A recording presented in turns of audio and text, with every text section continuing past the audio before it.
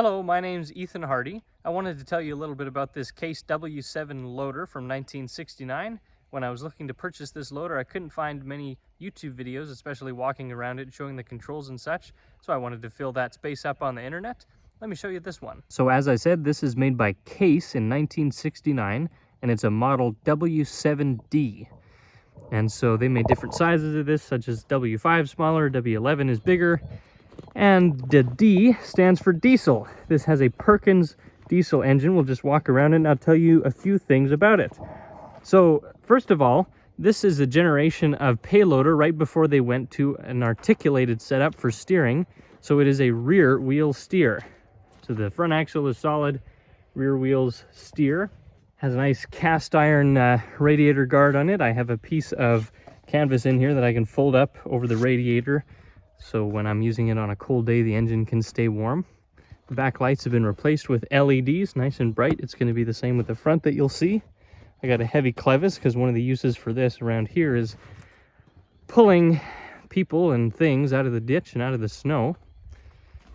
It used to have one of those oil air cleaners up there on the top. The previous owner replaced it with this cold air intake that's very easy to take on and off of the intake manifold, so you can spray a little bit of ether in there if you need to or whatever. It's probably just as effective as the old one and a little bit easier to maintain.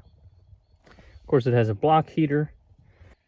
Another thing you'll notice right away is that the cylinders for lifting the loader are underneath the cab. They have kind of this odd configuration, and I believe the reason that it's made like that is so that you can have this short stubby profile and not interfere with the doors and getting in and out of the cab.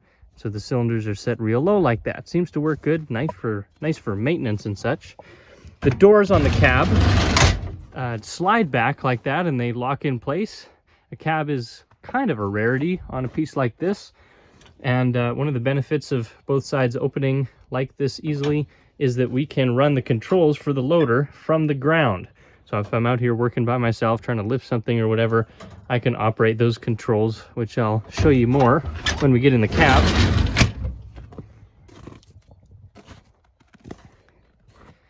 You can see the front LED lights.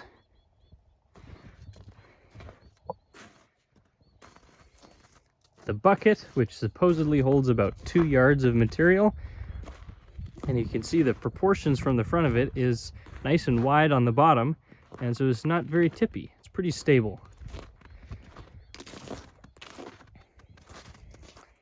This particular one is well used and it's got lots of slop in it in the various joints, but still functions as well as I need it to anyways. So with that, let's go into the cab and I'll show you what's in here.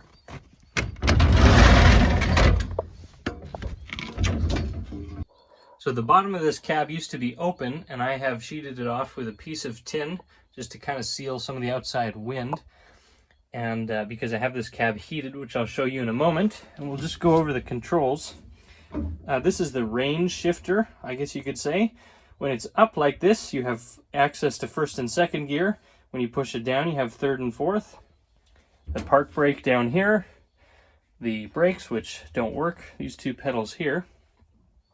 And we have our forward, which is simply this lever to go forward, and reverse. It is a power shift, I would call it, so an automatic transmission power shift. And then first is this lever forward, second is that lever, and if you change the range, then you have third and fourth. So very easy to get in between gears and to shift between forward, neutral, and reverse. This is the gas pedal right here, and because this is a diesel engine and an older one at that, is the fuel shut off and not the key that you need to worry about when you are turning this machine on and off. And so there's a mechanism that holds the foot pedal partly down that keeps the motor on, and then when you lift that up all the way, the engine shuts off. The loader controls are right here, very simple. The outer is the loader up and down, and the closer is the bucket tilt. The previous owner also set up these really handy mirrors. And now my favorite part of the cab is this heater. This is one of those cheap Chinese Wabasso style heaters that you can buy a dime a dozen. and it's actually very effective. I have it plumbed into the fuel tank, so there's no external fuel tank or anything. It's just good to go as long as there's fuel in there. And it's just hillbillied up right now, and so it blows warm air out here and down at my feet. And even when it's 30 below, it keeps it nice and comfortable in the cab. And this is the control here for starting that up and changing the amount of heat that you can get out of it. Let's start the loader up and drive it around, and you can just see how it performs.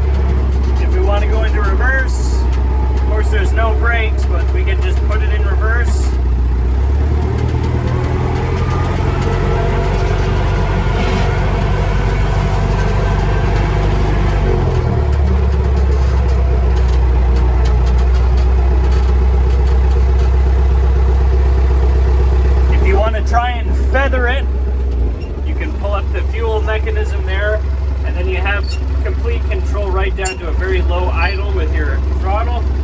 So then I can put it in first gear, say, idle it right down, and then just have a real slow crawl if I was trying to be real controllable with something. Now, I haven't tested the lifting capacity on this loader. I was told it would lift about 7,000 pounds, which seems like quite a bit for a loader of this size, but I don't doubt it, especially if it was brand new. But in any case, it'll lift quite a bit, and it has quite a bit of power to the wheels and to the bucket, quite a bit of jam, which is pretty good because I'm not really been much of a peanut butter guy. In any case, it's a very nice loader for my uses. I'm very thankful for it, and it really fits nice because it's like a Goldilocks size. It's not really a mini payloader, and it's definitely not a full-sized one.